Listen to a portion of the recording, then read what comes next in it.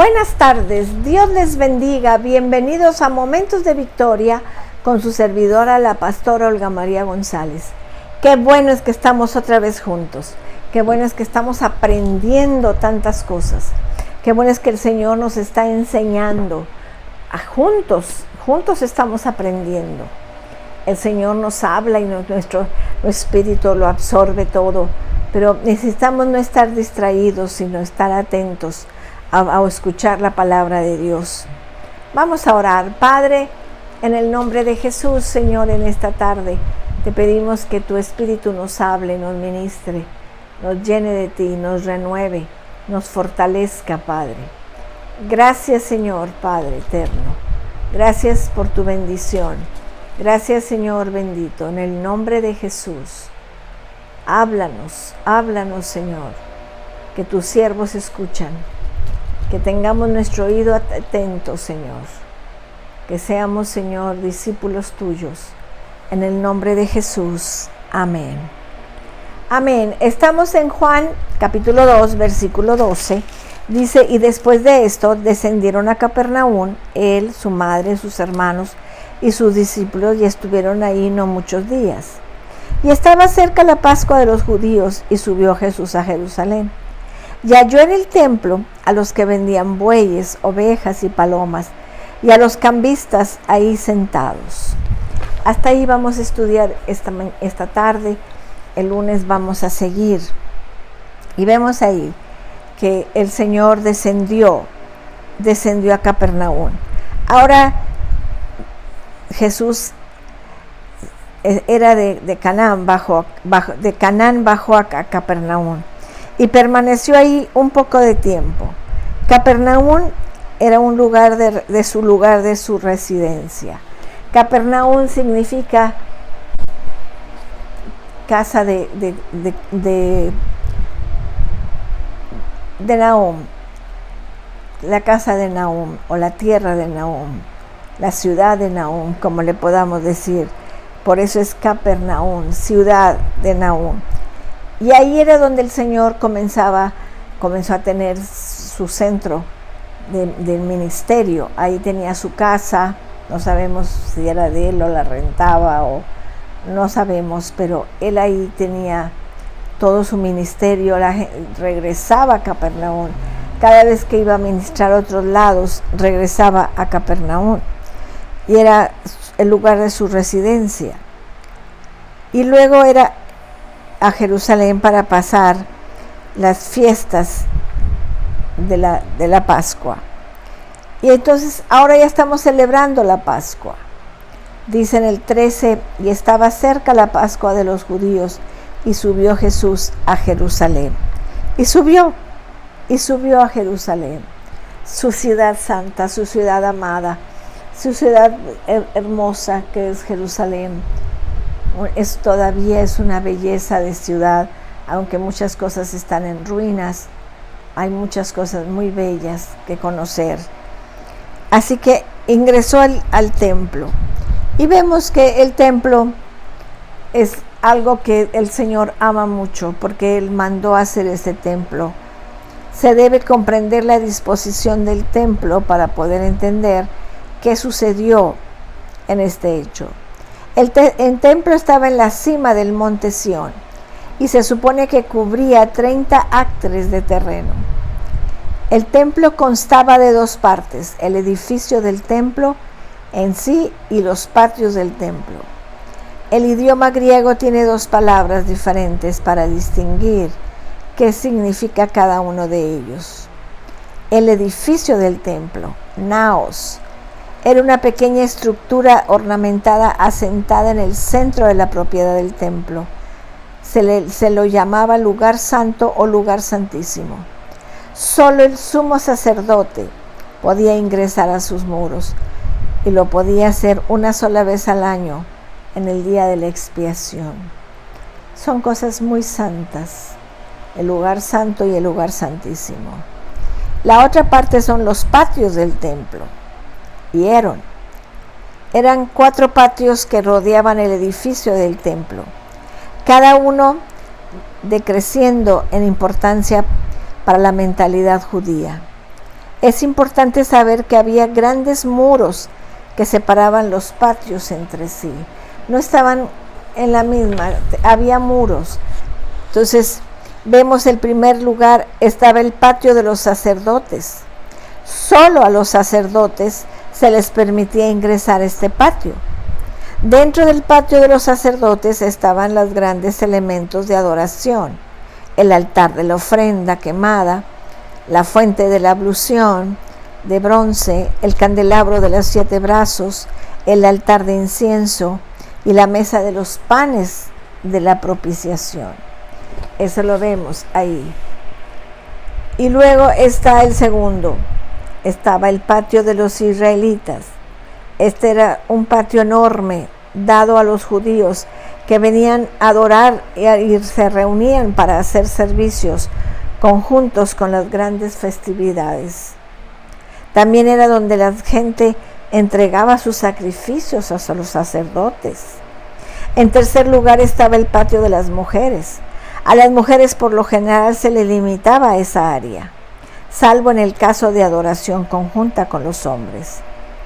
Podrían ingresar al patio de los israelitas cuando venían a realizar sacrificios, a adorar en forma conjunta con una gran festividad. Y por último estaba el patio de los gentiles. Cubría un vasto espacio rodeado por los otros patios y era el patio de adoración para todos los gentiles convertidos al judaísmo. Tenemos que entender 2 hechos sobre el patio de los gentiles. Era el patio más lejano del centro de adoración, el lugar santísimo, que representa la misma presencia de Dios.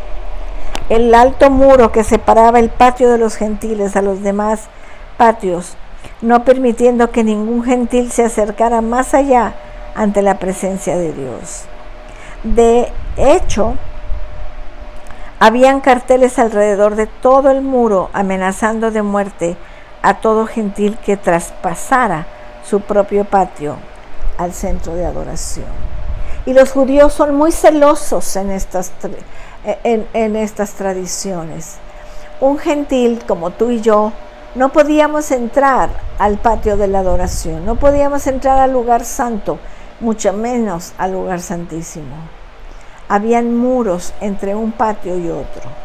Está el patio de las mujeres. Ahí las mujeres se sentaban a escuchar de lejos lo que se enseñaba, porque no se les permitía entrar al patio de los hombres, solamente en el que ellas deberían de estar. Y tenemos que ver todo eso porque a veces leemos en la palabra y no entendemos las cosas, no lo entendemos. Pero el Señor ingresó al templo, encontró el templo profanado. Era el patio de los gentiles, donde se llevaba a cabo tanto comercialismo. Cuando llega el Señor al templo, entra primero al patio de los gentiles y ardió su corazón al ver que ahí ya no podían los gentiles adorar ni buscar sanidad, que solamente era vendimia. Era vendimia. Había un mercado comercial que funcionaba regularmente dentro de sus atrios. ¿Cómo es que un mercado comercial pudo ingresar al templo de Dios? Muy simple, por la codicia. Los que adoraban necesitaban animales, bueyes, ovejas, palomas, incienso, comida, vino, aceite, sal y otros artículos para su ofrenda y sacrificios. Los peregrinos de otras naciones necesitaban cambiar su dinero en algún momento de la historia del templo. Los sacerdotes habían decidido aprovecharse ellos mismos del mercado del lugar, de permitir que minoristas de afuera se quedaran con todas las ganancias. Por lo tanto, los sacerdotes comenzaron a instalar puestos dentro del patio de los gentiles y a alquilar espacios a las familias. Al parecer, el propietario de los puestos o de los espacios era el sumo sacerdote llamado Anás. Al patio exterior del templo, el centro de adoración de los gentiles, estaba lleno de puestos donde la gente podía encontrar cualquier tipo de servicio que quisiera. La atmósfera era de la de tráfico comercial y conmoción y no de adoración. El patio de los gentiles fue construido para que los gentiles que se habían convertido al judaísmo pudieran adorar a Dios, pudieran ir a orar porque sanaran sus enfermedades. Pero los cambistas habían puesto ahí sus mesas de cambio. ¿Qué es una mesa de cambio? Pues como una casa de cambio. Tú vas con moneda nacional y compras dólares o llevas dólares y te lo cambian por moneda nacional. Y ellos llevaban su dinero, pero los sacerdotes decían, no puedes pagar con eso en el templo. Tienes que comprar monedas del templo, dinero del templo. Entonces ahí se hacían grandes riquezas. Ahí los sacerdotes se hacían ricos con esas ganancias. Pero el Señor entró ahí. Y halló, dice el 14, y halló en el templo a los que vendían bueyes, ovejas y palomas, y a los cambistas ahí sentados. Y había mucha gente. ¿Por qué? Porque se acercaba la fiesta de la Pascua. Y millones de gente venía a Jerusalén. Miles y miles de gentes, caravanas enteras, llegaban en todo momento para quedarse en Jerusalén y adorar al Señor. Pero ¿cómo lo harían si todo estaba lleno de esos puestos, como una kermés, como un mercado rodante? Entonces, el Señor se enoja por eso, pero eso lo vamos a ver el lunes, ¿verdad? Entonces, dice el 14, y halló en el templo a los que vendían bueyes, ovejas, palomas, y los cambistas ahí sentados.